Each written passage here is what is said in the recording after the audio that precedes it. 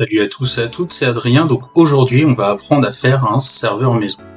Un serveur maison, l'inconvénient, c'est qu'on va être obligé de le laisser allumer pour qu'il reste accessible. Et on aura une maintenance importante à faire, donc c'est-à-dire, si notre PC tombe en panne, va falloir le réparer, changer des composants, et aussi maintenir l'environnement à jour. Donc, on aura pas mal d'avantages. Par contre, on pourra exécuter des workflows en illimité sur N8N, on pourra utiliser du Qdrant, du Whisper, du Postgre, du Ollama avec Nomic.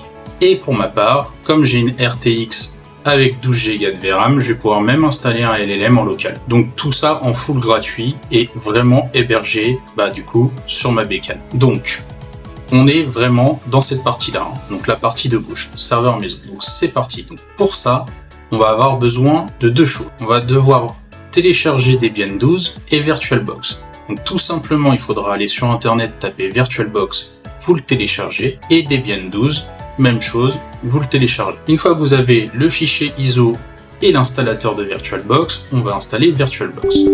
Donc tout simplement, on a l'installateur, on fait suivant, on accepte, suivant, on fait oui, ok, c'est parti, on installe tout ça, rien de plus. On le démarre, tant qu'à faire.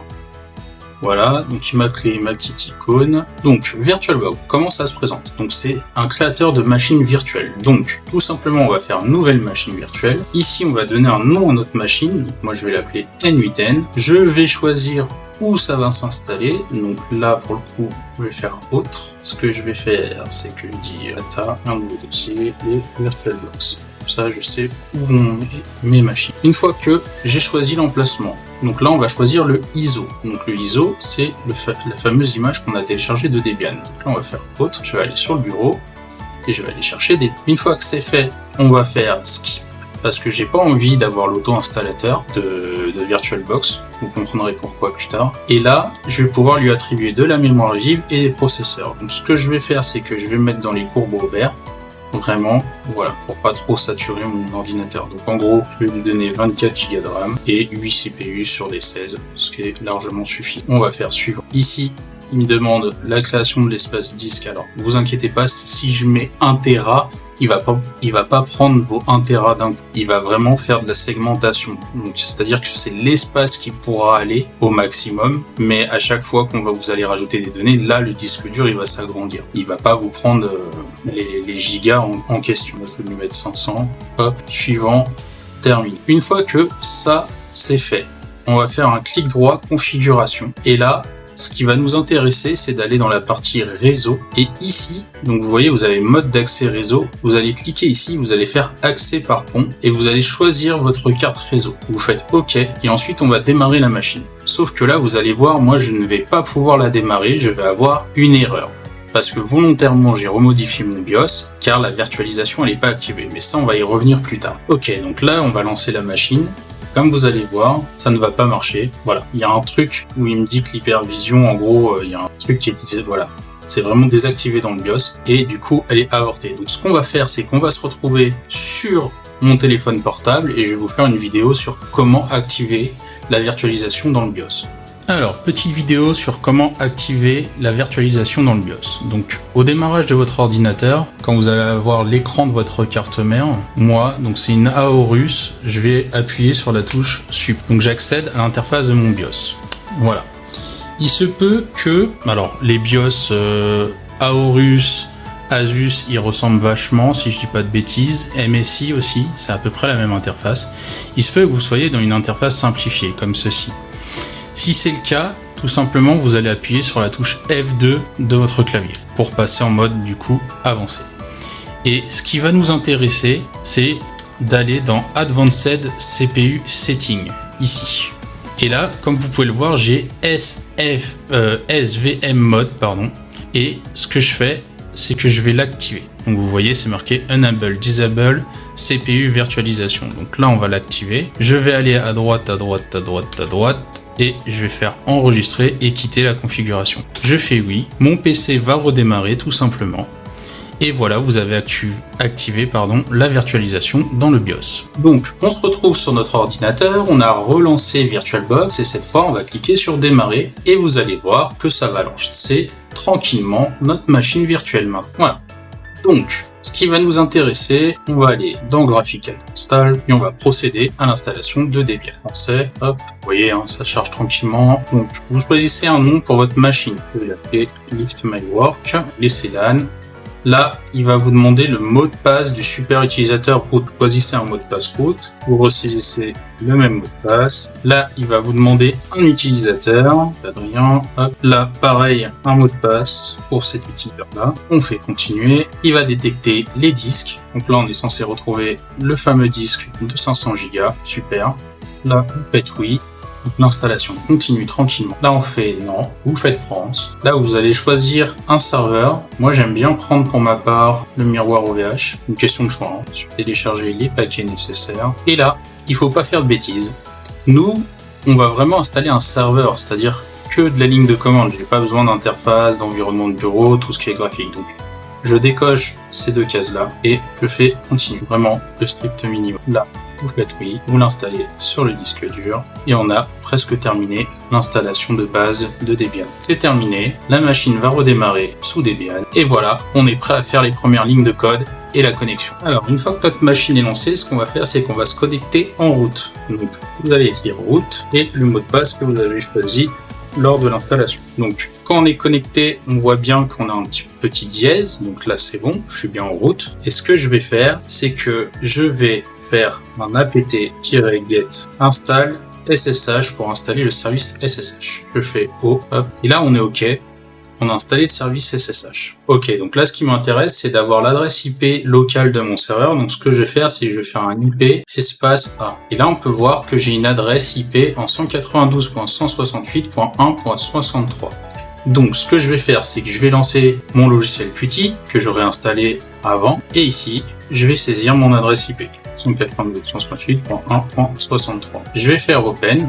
Et là, il va falloir se connecter du coup avec votre compte utilisateur et non root parce que vous n'avez pas les accès. Là, je vais faire ça et voilà.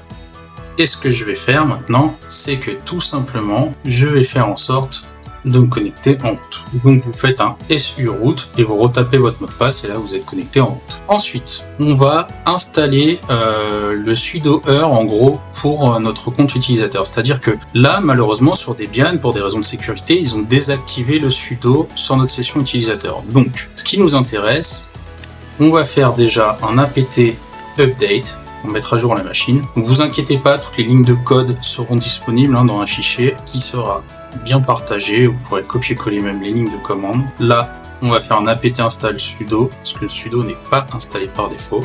Là, on va faire un usermod-ag sudo Adrien, donc ça c'est le nom de votre utilisateur. Donc vous remplacez Adrien par le nom de votre utilisateur. Hop, ça va marcher. Alors vous faites un SU espace tiret et vous faites un usermod-ag Adrien parce qu'en fait c'est parce que j'étais dans home Adrien donc il ne trouvait pas cette commande là. Ensuite vous allez faire un chmod 0440/etc sudo pour donner les droits d'accès et là ce qu'il va falloir faire c'est faire un reboot de la machine. Donc tout simplement je vais me déconnecter, je vais reprendre ma machine ici. Et là, vous faites un init 0. Ça éteint la machine proprement et on la relance. Et là, vous allez voir que maintenant, je vais pouvoir faire plus de choses avec mon compte utilisateur. Hop, donc là, on le laisse tranquille.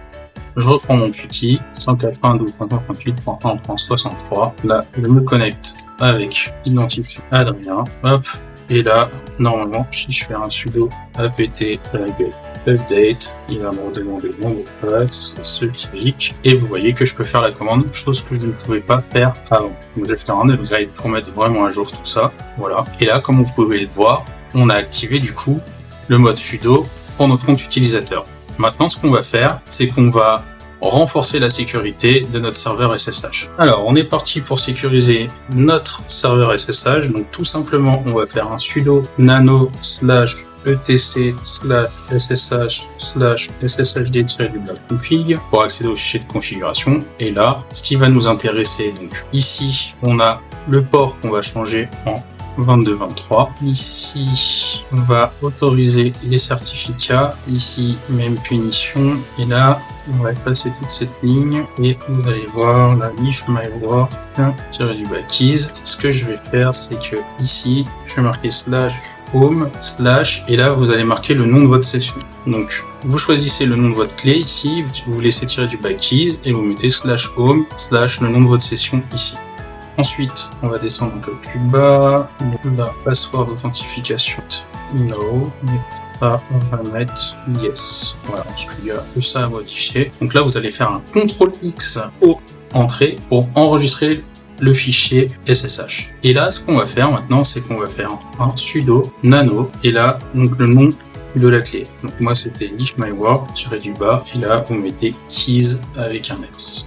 Donc, on va abaisser cette fenêtre. Et là, on va lancer le logiciel qui s'appelle Qtgen. On va générer une clé en fait. Là, ce qu'on va faire, c'est qu'on va cliquer sur Generate et là, on va bouger notre souris jusqu'à temps que la clé soit générée. On va attendre jusqu'au bout. Voilà, c'est magnifique. Il m'a généré ma clé. Et ce que je vais faire, c'est que je vais copier tout ce petit truc-là. Je vais aller dans un Notepad++, je vais le coller pour qu'il me le mette sur une seule ligne. Je vais faire un CTRL-A, CTRL-C et là, je retourne dans mon Qt et je fais juste un clic droit. Ça va coller toute ma chaîne de caractères. Une fois que ça c'est fait, on fait CTRL-X au entrée.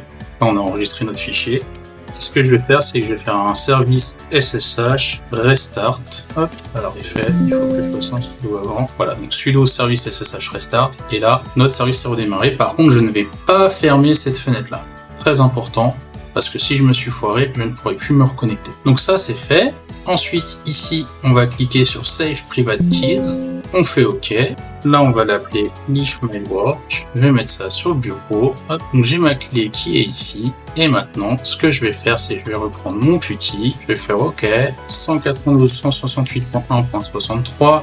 Le port, on avait changé, on a mis 22-23. Et ici, dans connexion, data, auto-logging username, je vais mettre Adrien. Et dans SSH, ici, hôte, credential, private keys file authentification, on va aller chercher notre clé privée. Je retourne dans session, et là, dans save session, ce que je vais faire, c'est que je vais créer un truc qui va s'appeler leaf my work. Je vais faire save, et là, je double-clique pour me connecter. Accepter, et là, vous voyez, je suis connecté sans avoir rentré de mot de passe. Donc ça marche. Donc cette fenêtre là maintenant, je peux la fermer.